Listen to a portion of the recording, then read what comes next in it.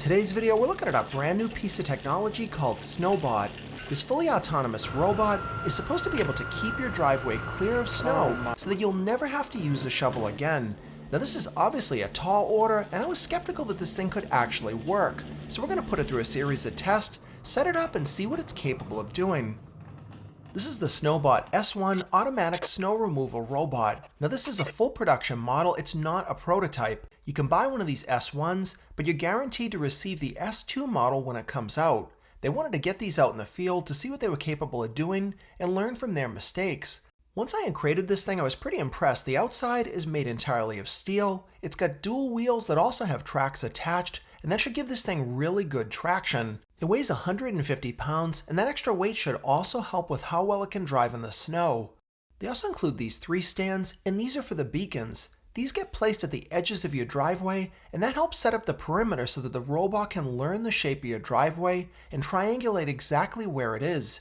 Because this thing is designed to go back and forth. It's not like a Roomba that's just going to go randomly around your driveway. It actually can have a pattern mapped out, and you can even direct exactly where the snow will get blown. The first thing I needed to do to get started was install the battery. Because this Snowbot doesn't have an engine, it runs off of an electric motor, and that motor is driven by a lithium-ion battery that's 1100 watt-hours, and that should give it a runtime of about an hour and a half. They included a quick charger, and it can charge the unit up in about 2.5 hours, and you can do all this charging outside. Surprisingly, the lithium-ion battery inside the Snowbot can be run in ultra-cold weather. And you'll also notice this giant red button on the back, and that's a full stop button. And because this thing is autonomous, there's always the chance that it could kind of run out of control, so if you give that a push or a kick, the entire robot will shut down.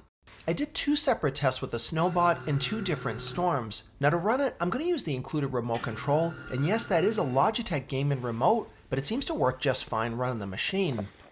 And because we weren't expecting this snowfall, I really had to rush to get this thing set up, and unfortunately the app wouldn't work for me at all, so I could only use it with the remote control.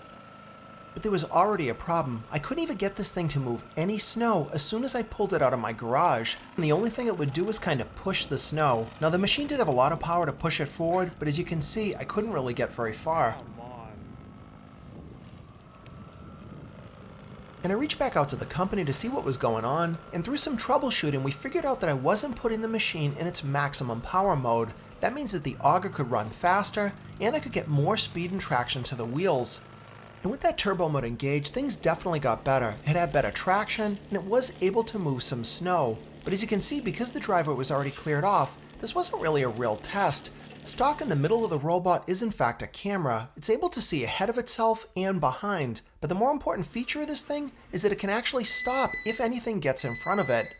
I don't know if it's able to identify it through artificial intelligence or it's just a type of sensor, but it does stop the machine until the obstruction is cleared.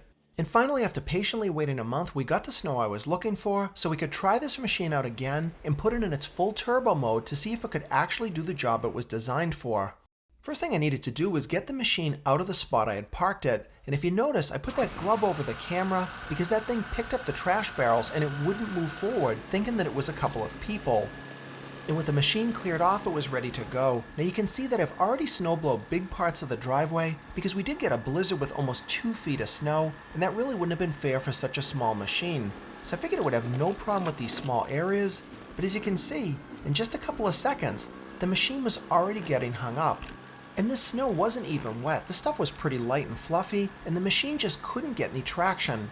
When using a regular snowblower, the weight kind of keeps it down, and even though this thing weighs 150 pounds, I just don't think it's enough without an operator standing behind it.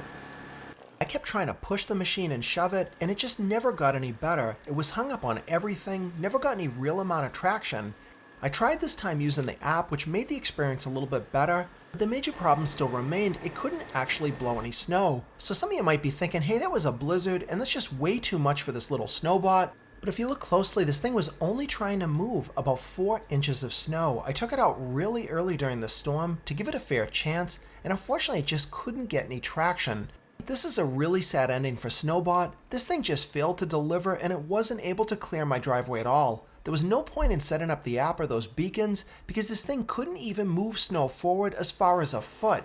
And maybe in the next version they'll be able to solve the traction problem and figure out how to make this machine do a better job. company did tell me that on their website, it says this Snowbot is only designed for light and dry snow. But who can buy a machine like that, because you can't control what you're going to get? There's no way I could recommend that anyone would buy one of these until I get a chance to try one of these firsthand that can actually move some snow. But until that happens, keep your plow guy or your snowblower, and you're going to have to clear your driveway on your own until technology finally catches up.